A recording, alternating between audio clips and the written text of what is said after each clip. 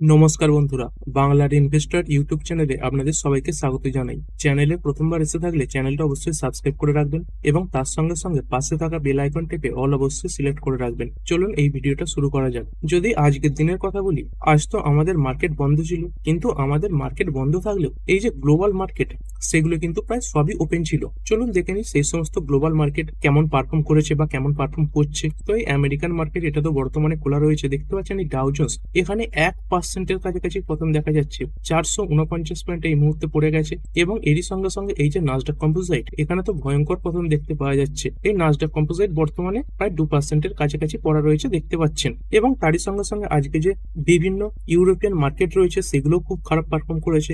যেমন জার্মানির মার্কেট দেখতে পাচ্ছেন, ড্যাক্স 1.64% পড়েছে। তারপরে ফুটসি 100, এটা 1.33% ডাউন। ক্যাক 40 পড়ে গেছে 0.91%। তারপরে ইউরোস্টক্স, এটা পড়েছে 1.5%। আর যদি এশিয়ান মার্কেট গুলোর কথা বলি, দেখতে পাচ্ছেন এই যে নিক্কেই, জাপানের মার্কেট, এটা তো সকালের দিকে বন্ধ হয়ে যায়, 0.27% পড়েছে। কিন্তু যেগুলো বেলার দিকে ওপেন হয়েছে বা বেলার দিকে বন্ধ হয়েছে, সেগুলোর অবস্থা খুবই খারাপ। এই সাংহাই, এটা 1.09% পড়েছে। তারপরে এই হ্যাংসাং দেখতে পাচ্ছেন 1.89% পড়েছে। আর এখানে কোসপি, এই সাউথ কোরিয়ার মার্কেট, এটা পড়েছে 3.22%। মানে আজকে যদি ইন্ডিয়ান মার্কেট ওপেন থাকতো, আজকেও একটা ভয়াবহ ক্র্যাশ দেখতে পাওয়া যেত। তাই বলে এমনটা নয় যে আজকে বন্ধ রয়েছে মানে বেঁচে গেল। কালকে কিন্তু এর যে এফেক্ট, সেটা অবশ্যই অ্যাডজাস্ট হয়ে যাবে, অর্থাৎ আগামীকাল আমাদের মার্কেটে কিন্তু একটা বড় পতন দেখা যেতে পারে। তবে এখনো পর্যন্ত এই আমেরিকান মার্কেট ট্রেড করছে, এটা কেমন ক্লোজিং দেয় সেটা কিন্তু একটা বড় ফ্যাক্টর হিসেবে কাজ করবে। আর আমাদের ইন্ডিয়ান এডিআর গুলো কেমন পারফর্ম করছে, এইচডিএফসি ব্যাংকের এডিআর প্রায় 1.5% ডাউন, ইনফোসিসের এডিআর 0.42% পড়েছে, উইপ্রোর এডিআর 0.48% উপরে রয়েছে, আইসিআইসিআই ব্যাংকের ADR 1.04% down, doctor Reddy lab, এটা 0.29% নিচে ট্রেড করছে। এবং এর সঙ্গে সঙ্গে যাত্রা অনলাইন, এখানেই তেজি দেখতে পাওয়া যাচ্ছে। তো দেখতে পাচ্ছেন বেশিরভাগ এরিয়া লাল নিশানে রয়েছে, একটা দুটো শুধু সবুজে ট্রেড করছে। আর এই গিফট নিফটি এখান থেকে কেমন সংকেত আসছে, দেখতে পাচ্ছেন এই যে গিফট নিফটি, এখান থেকেও খারাপ সংকেতই আসছে। এখন এই গিফট নিফটি, এটাই 212 পয়েন্ট নিচে রয়েছে। এই ইরান এবং আমেরিকার মধ্যে যে যুদ্ধ চলছে, সেখানে টেনশন বেড়েছে। যেমনটা এর আগের দিন পর্যন্ত দেখতে পাচ্ছিলাম, এই নেগোসিয়েশনের খবরগুলো সামনে আসছিল, কিন্তু তারপরে নেগোসিয়েশন ক্যান্সেল হওয়ার কারণে অনেক অ্যাটাক কিন্তু আবার বেড়ে গেছে। দুপক্ষই বড় বড় অ্যাটাক শুরু করেছে। তো চলুন কিছু ওয়ার রিলেটেড খবরই কভার করা যাক, কারণ এই সময় এই ওয়ার রিলেটেড খবরই কিন্তু সব থেকে বেশি আসছে। অন্য কোনো খবর কিন্তু সেরকম নেই, বা অন্য কোনো খবর এলেও মার্কেটের উপর কিন্তু তার ইম্প্যাক্ট পড়ছে না। যেমনটা দেখতে পাচ্ছেন এই আমেরিকা, তারা কি করতে চলেছে, to deploy 1000 troops from 82 airborne division to West Asia. তো এই কনফ্লিক্টের কারণে 1000 জন সেনা কিন্তু এই আমেরিকা নামাতে চলেছে। এবং তারই সঙ্গে সঙ্গে যদি কথা বলি, আগামীকাল শুক্রবার রয়েছে এবং আমরা বেশিরভাগ দিনই দেখেছি এই যে উইকেন্ড, এখানে কিন্তু এই যে টেনশন গুলো সেগুলো বেড়েছে। এবং তারই সঙ্গে সঙ্গে এই শুক্রবার দিনেই মার্কেটে কিন্তু পতন দেখা যায়, কারণ এরপরে দুদিন ছুটি থাকে। এই সময় এই যে পরিস্থিতি, সেটা আরো জটিল হতে পারে এবং এই কারণে ইনভেস্টরদের ভরসাও কিন্তু মার্কেটের প্রতি শুক্রবার এখন কমই থাকছে। এবং বহু হতাহতের খবরও এই একদিন দুদিনে শোনা গেছে। দেখতে পাচ্ছেন man killed, another seriously heart in Hezbollah rocket attack on নাহারিয়া। তো এই হেজবুল্লাহ রকেটের অ্যাটাকে অনেকে আঘাতপ্রাপ্ত হচ্ছেন এবং তার সঙ্গে সঙ্গে অনেকের মৃত্যুও হচ্ছে। দেখতে পাচ্ছেন 2 টিনেজার্স কিল্ড ইন সিরাজ, তারপরে 2 dead in Abu Dhabi as Iran war expand. তো এই যুদ্ধের কারণে অনেকের মৃত্যুর খবর কিন্তু সামনে আসছে। আর আজকে দেখতে পাচ্ছেন ডোনাল্ড ট্রাম্প, তিনি এতদিন বলছিলেন এই ইরান নেগোসিয়েশন করে নিতে চাইছে, বিভিন্ন কথাবার্তা চালাচ্ছে। আজকে ডোনাল্ড ট্রাম্প কি বলছেন, says Iran negotiators denying talk due to fear of being killed by own people. মানে ইরানের যারা নেগোসিয়েশন করতে চাইছিল, তারা এখন আর নেগোসিয়েশন করতে চাইছে না, কিসের ভয়ে, যে তাদের নিজেদের দেশের লোকেরাই হয়তো তাদের মেরে দেবে। মানে ডোনাল্ড ট্রাম্প, তিনি কিন্তু মুস্তফা খামেনির সঙ্গে নেগোসিয়েশন করতে চাইছেন না। তিনি কাদের সঙ্গে এই নেগোসিয়েশন করতে চাইছেন, যারা এই ট্রাম্পের পছন্দের তালিকায় রয়েছেন, যাদেরকে তিনি এরপরে ক্ষমতায় বসাতে চাইছেন। তো সেই সমস্ত ব্যক্তিরাও কিন্তু ট্রাম্পের সঙ্গে বর্তমানে এই নেগোসিয়েশন করতে ভয় পাচ্ছে। এবং ডোনাল্ড ট্রাম্প আজকে একটা বড় হুমকিও দিয়েছেন, Trump wants Iran to accept a deal. তো তিনি ইরানকে খুব তাড়াতাড়ি এই যে ডিল, সেটা অ্যাকসেপ্ট করে নিতে বলছেন। যদি এরকমটা না হয়, তাহলে কি হবে, নো টার্নিং ব্যাক, মানে ফিরে আসার আর কোনো উপায় থাকবে না, অর্থাৎ বড় অ্যাটাকের একটা সংকেত তিনি দিয়েছেন। এবং তারই সঙ্গে সঙ্গে এই ইরানে দেখতে পাচ্ছেন নতুন নতুন অ্যাটাক শুরু হয়েছে। যেমন এই নেগোসিয়েশনের কথাবার্তাও চলছে, তেমন এই অ্যাটাক সেটা কিন্তু বন্ধ নেই। দেখতে পাচ্ছেন fresh explosion hard in Tehran. তো ইরানের রাজধানী যে তেহরান রয়েছে, সেখানে ফ্রেশ এক্সপ্লোশনের যে আওয়াজ, সেটা শোনা গেছে। তার সঙ্গে সঙ্গে ইসরায়েল, এরা তো ইরানের সঙ্গে যুদ্ধ করছে, তার সঙ্গে সঙ্গে লেবানন এদের সঙ্গে যুদ্ধ করছে। এবং ইরান এই শর্ত রেখেছিল যে লেবাননের থেকেও এই যে ইসরায়েল, এদেরকে দূরে সরিয়ে দিতে হবে, মানে ইসরায়েল আর যাতে নতুন করে লেবাননের উপর অ্যাটাক অ্যাটাক না করতে পারে, কিন্তু দেখতে পাচ্ছেন সেই যে শর্ত সেগুলো এই যে ইসরায়েল মানবে এরকম মনে হচ্ছে না। ইসরায়েল আরো বেশি করে ট্রুপস এই লেবাননে কিন্তু পাঠাচ্ছে। আর এই ইরান তারা কি করছে, তার এই খার্ক আইল্যান্ড এটাকে সুরক্ষিত করার জন্য বিভিন্ন উপায় কিন্তু খুঁজছে। কি কারণে? কারণ দেখতে পাচ্ছেন কিছু পসিবিলিটি দেখা যাচ্ছে যে আমেরিকা হয়তো এই খার্ক আইল্যান্ড এটাকে সিজ করে নিতে পারে, অর্থাৎ অ্যাটাক করে দখল করে নিতে পারে। সেই জন্য কি করছে, এই খার্ক আইল্যান্ডে ইরান আরো অনেক বেশি ট্রুপস তার সঙ্গে সঙ্গে এয়ার ডিফেন্স পাঠাচ্ছে এবং এই আমেরিকার সেনাদের জন্য এই যে ট্র্যাপস বা জাল সেগুলো বিছাবার ব্যবস্থা করছে।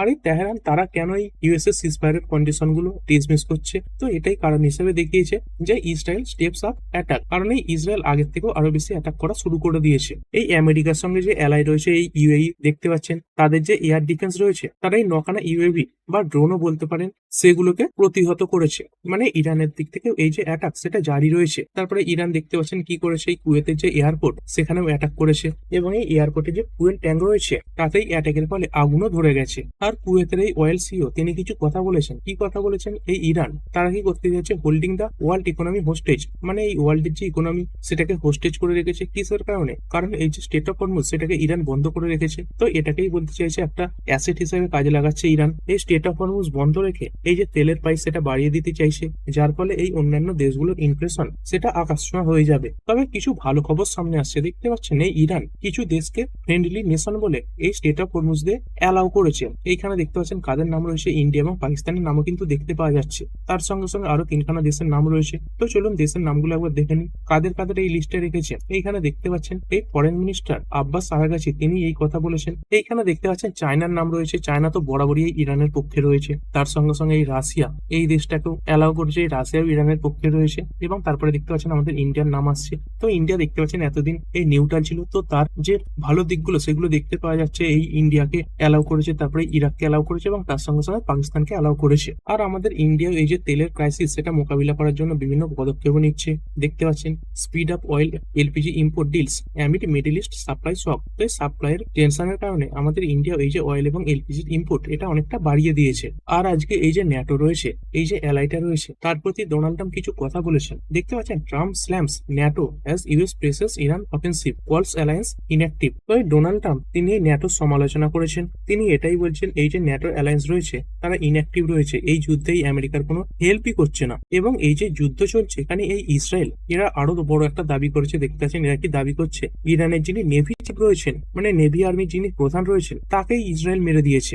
এবং আজকে রাশিয়ার তরফ থেকে কিছু খবর সামনে আসছে, এগুলো খারাপের দিকে। কি খবর সামনে আসছে দেখতে পাচ্ছেন, Russia may ban some fuel exports in case of high price, energy ministry official says. তো এই এনার্জি মিনিস্ট্রি অফিসিয়ালের তরফ থেকে এই খবর সামনে এসেছে, যদি ফুয়েলের প্রাইস অনেক বেশি বেড়ে যায় তাহলে এই রাশিয়া তারা কি করতে পারে, এই যে ফুয়েল এক্সপোর্ট সেটা ব্যান করে দিতে পারে। তো এতদিন কি হয়েছিল, এই স্টেট অফ হরমুজ দিয়ে যে দেশগুলো তেল পাচ্ছিল না তাদের বেশিরভাগই যাদের সঙ্গে রাশিয়ার ভালো সম্পর্ক রয়েছে তারা এই রাশিয়া থেকে তেল আনছিল। কিন্তু এটাও এখন একটা চিন্তার ব্যাপার, রাশিয়া এটাই বলছে তেলের দাম বেড়ে যাওয়ার কারণে তারা হয়তো এই ফুয়েল এক্সপোর্ট এটাকে ব্যান করে দিতে পারে। আর এই রাশিয়া কি কারণে ব্যান করতে পারে, কারণ দেখতে পাচ্ছেন এই যে যুদ্ধ সেটা তো এই ইউএস এবং ইরানের মধ্যে চলছে এবং এটা ভুলে গেলেও চলবে না, এই বহুদিন ধরে রাশিয়া এবং ইউক্রেনের মধ্যে যুদ্ধ চলছে। তো এখানেও কিন্তু এই দেশগুলোতে বহু ক্ষয়ক্ষতি হচ্ছে। এবং সেখানে কি হয়েছিল, এই যে ইউক্রেন এরা এই ড্রোনের মাধ্যমে এই রাশিয়াকে অতিষ্ঠ করে রেখে দিয়েছে। এই ইউক্রেন তারা কি করছে, রাশিয়ার বিভিন্ন যে অয়েল ফেসিলিটি রয়েছে সেখানে অ্যাটাক করছে। তো বহু যে অয়েল সেগুলো নষ্টও হচ্ছে। তো সেই নষ্ট হয়ে যাওয়ার কারণে মানে এই উৎপাদন কমে যাওয়ার কারণে কি হয়েছে দেখতে পাচ্ছেন, at least 40% of Russia oil export capacity halted. তো রিউটার্স একটা ক্যালকুলেশন করেছে, সেই ক্যালকুলেশন থেকে এটা বেরিয়ে আসছে। মানে আগে ধরুন 100 ব্যারেল তেল এই রাশিয়া সাপ্লাই করতো, এখন সেখানে মাত্র 60 ব্যারেল তেল এই রাশিয়া সাপ্লাই করতে পারছে। 40 ব্যারেল তেল আটকে গেছে, কারণ এই ইউক্রেনের অ্যাটাকের কারণে এই রাশিয়ার যে অয়েল ফেসিলিটি সেখানে অনেক ক্ষতি হয়েছে। মানে বুঝতে পারছেন যে জিনিসগুলো এই একদিন ছুটিতে ডেভেলপ হয়েছে সেগুলো খুবই খারাপ দিকে হয়েছে এবং তার এফেক্ট আমরা আজকে অয়েল প্রাইসে দেখতে পাচ্ছি। এই ডব্লিউটিআই ক্রুড দেখতে পাচ্ছেন 5.5% বেড়ে গেছে এবং ব্রেন্ট ক্রুড যেটা 119 থেকে 100 কাছাকাছি নেমে এসেছিল, এর আগের দিনে তো 97 পৌঁছে গিয়েছিল, সেখান থেকে আবার আস্তে আস্তে এই 108 পৌঁছে গেছে। আর এই ইরান তারা এটাই বারবার বলছে যে আমেরিকা বারবার নেগোসিয়েশনের কথা বলছে এই কারণে, যাতে মিথ্যে কথা বলে এই ক্রুড অয়েলের প্রাইসকে মার্কেটকে শান্ত করে রাখা যায় এবং ডোনাল্ড ট্রাম্প এই ব্যাপারে বারবার সফল হয়েছে। এর আগেও যখন বলা হয়েছিল যে এই নেগোসিয়েশনে ইরান রাজি হয়েছে, তখন ব্রেন্টকুট এটাই 119 থেকে একবারে 80-র কাছাকাছি নেমে এসেছিল। কিন্তু আজকের দিনে দেখতে পাচ্ছেন এই ক্রুড অয়েল এখানে আবার জাম দেখা যাচ্ছে, মানে যে পড়ছে সেগুলো তো তাৎক্ষণিকভাবে পড়ছে, কিন্তু আস্তে আস্তে ওপর দিকের মুভমেন্টই দেখা যাচ্ছে ক্রুড অয়েলে। আর এই ক্রুড অয়েলের প্রাইস বেড়ে যাওয়ার কারণে আমাদের দৈনন্দিন জীবনেও খারাপ এফেক্ট পড়তে চলেছে। এই নায়ারা এই কোম্পানির দেখতে পাবেন বিভিন্ন জায়গায় এই পেট্রোল ডিজেল পাম্প রয়েছে। তো এই নায়ারা কি করেছে, এই তেলের যে দাম সেটা বাড়িয়ে দিয়েছে। এইখানে দেখতে পাচ্ছেন এই নায়ারা এনার্জি তারা কি করেছে, এই পেট্রোলের যে প্রাইস সেটাই 5 টাকা করে বাড়িয়েছে এবং তার সঙ্গে সঙ্গে ডিজেলের প্রাইস এটা 3 টাকা বাড়িয়েছে। এবং কিছুদিন আগে এটা দেখেছিলাম প্রিমিয়াম পেট্রোলের দাম 2 টাকা বাড়িয়ে দেওয়া হয়েছিল এবং ইন্ডাস্ট্রিয়াল ডিজেলের যে দাম সেটা 22 টাকা বাড়িয়ে দেওয়া হয়েছিল। কিন্তু এগুলো দেখতে পাচ্ছেন নর্মাল পেট্রোল ডিজেলের কথা কিন্তু বলা হচ্ছে। আমাদের ভারতে নায়ারা এনার্জি এদের প্রায় 6 থেকে 7 হাজার খানা এই পাম্প রয়েছে। সেখানে বিপিসিএল তার সঙ্গে সঙ্গে যে অন্যান্য কোম্পানিগুলো রয়েছে, এই এইচপি বলুন, ইন্ডিয়ান অয়েল বলুন, এদের কিন্তু প্রায় 1 লাখের উপরে, মানে সব মিলিয়ে বলছি, এই তেলের পাম্প রয়েছে। আর এগুলো বেশিরভাগই সরকারি নিয়ন্ত্রিত। তবে এখন এই নায়ারা এনার্জি বাড়ালেও এই যে ইন্ডিয়ান অয়েল, এইচপি এবং ভারত পেট্রোলিয়াম এরা হয়তো খুব সহজে তেলের দাম বাড়াতে পারবে না। দেখুন, একবারে যে বাড়াতে পারবে না সেরকমটা বলছি না, কিন্তু বাড়াবার সম্ভাবনা কিন্তু খুবই কম রয়েছে। কি কারণে বলছি, কারণ দেখতে পাচ্ছেন এই 5খানা জায়গাতে ইলেকশন রয়েছে, 4খানা স্টেট রয়েছে, আসাম, ওয়েস্ট বেঙ্গল, কেরালা এবং তামিলনাড়ু, এবং তারই সঙ্গে সঙ্গে একটা কেন্দ্রীয় শাসিত অঞ্চল রয়েছে এই পুন্ডুচেরি। এবং দেখতে পাচ্ছেন এই ভোটে রাবলি প্রায় 17.5 কোটি এলিজেবল ভোটার অংশগ্রহণ করবে। তো এই সময় যদি এই তেলের কোম্পানিগুলো দাম বাড়িয়ে দেয় তাহলে কি হবে, কেন্দ্রে যে সরকার রয়েছে তার উপর একটা বড় খারাপ ইম্প্যাক্ট পড়বে। তো সেই কারণে এই ভোটের আগে তেলের দাম বাড়ার সম্ভাবনা কিন্তু কম রয়েছে। কিন্তু এরকম যুদ্ধ পরিস্থিতি যদি বজায় থাকে তাহলে ভোটের পরে এই পেট্রোল ডিজেলের প্রাইস এগুলো কিন্তু বেড়ে যেতে পারে, মানে সরকার বাড়িয়ে দিতে পারে। এখন কিন্তু সম্ভাবনা একটু কম রয়েছে। আর এরপরে অন্যান্য যে অ্যাসেট ক্লাস সেখানেও পতন দেখা যাচ্ছে। যদি গোল্ড এবং সিলভারের কথা বলি, এখানে কমেক্সে দেখতে পাচ্ছেন এই যে গোল্ড এটাই 3.80% পড়া, এবং তারই সঙ্গে সঙ্গে এই যে সিলভার কমেক্স এটা 7%-এর কাছাকাছি ক্র্যাশ করে গেছে। তো যে গোল্ড এবং সিলভারে একদিন দুদিনে ভালো একটা র্যালি দেখতে পেয়েছিলাম, সেখানে কিন্তু আবার বড় বড় কারেকশন দেখতে পাওয়া যাচ্ছে। আর আমাদের ইন্ডিয়ান মার্কেটে যে গোল্ড সেটা এবেলা খুলে গিয়েছিল, মানে হাফ বেলা ক্লোজ ছিল। এখানে দেখতে পাচ্ছেন এই যে গোল্ডের ফিউচার্স এটা ট্রেড করা শুরু করে দিয়েছে 3.20% পড়া, এবং এরই সঙ্গে সঙ্গে দেখতে পাচ্ছেন এই যে সিলভার ফিউচার্স এটাও 6.37% পড়ে গেছে। আর এই অদূর ভবিষ্যতে গোল্ড সিলভার এখানে বড় কারেকশন আসতে পারে। এই গোল্ড এটা প্রায় 1,10,000 থেকে 15,000 পর্যন্ত যাওয়ার সম্ভাবনা কিন্তু রাখছে। তো সেরকম জায়গাতে গেলে এই যে গোল্ড এটাকে অ্যাকুমুলেট করতে পারেন, এবং তারই সঙ্গে সঙ্গে এই যে সিলভার এটা কিন্তু 2 লাখের নিচে নেমে যাওয়ার সম্ভাবনা প্রবল রয়েছে। আর এই ক্রিপ্টো মার্কেট এখানে কেমন পারফরমেন্স দেখতে পাওয়া যাচ্ছে, এই ক্রিপ্টো মার্কেটও খুবই খারাপ পারফরমেন্স দেখাচ্ছে। এখানে বিটকয়েন দেখতে পাচ্ছেন 3.66% ডাউন হয়েছে, এবং তারই সঙ্গে সঙ্গে যদি কথা বলি ইথেরিয়াম, এখানে দেখতে পাচ্ছেন 5%-এর উপরে পতন দেখতে পাওয়া যাচ্ছে। আর যেহেতু সব দিক থেকে খারাপ সংকেত আসছে, আগামীকাল আমাদের ইন্ডিয়ান মার্কেটেও একটা বড় প্রেসার কিন্তু তৈরি হতে পারে। তো ঠিক আছে বন্ধুরা, আশা করছি ভিডিওটা আপনাদের ভালো লেগেছে। আপনি চাইলে এটাকে লাইক এবং শেয়ার করতে পারেন। আর শেয়ার মার্কেট সংক্রান্ত ডেইলি নিউজ আপডেট পেতে চ্যানেলটা সাবস্ক্রাইব করে রাখবেন এবং পাশে থাকা বেল আইকনটি টিপে অল অবশ্যই সিলেক্ট করে রাখবেন, যাতে পরবর্তী ভিডিওর নোটিফিকেশন আপনার কাছে সময় মতো পৌঁছে যায়। আর হ্যাঁ, ভিডিওটি শুধুমাত্র ইনফরমেশন এবং এডুকেশনাল পারপাসের জন্য বানানো হয়েছে। আমি সেবি রেজিস্টার্ড নই, তাই কোনো প্রকার শেয়ারে কোনো প্রকার বাই, সেল, হোল্ড বা অ্যাভারেজ করার কোনো সিদ্ধান্ত নেওয়ার আগে আপনার যে ফাইন্যান্সিয়াল অ্যাডভাইজার আছে তার সঙ্গে অবশ্যই আলোচনা করবেন। দেখা হচ্ছে পরের ভিডিওতে। ধন্যবাদ।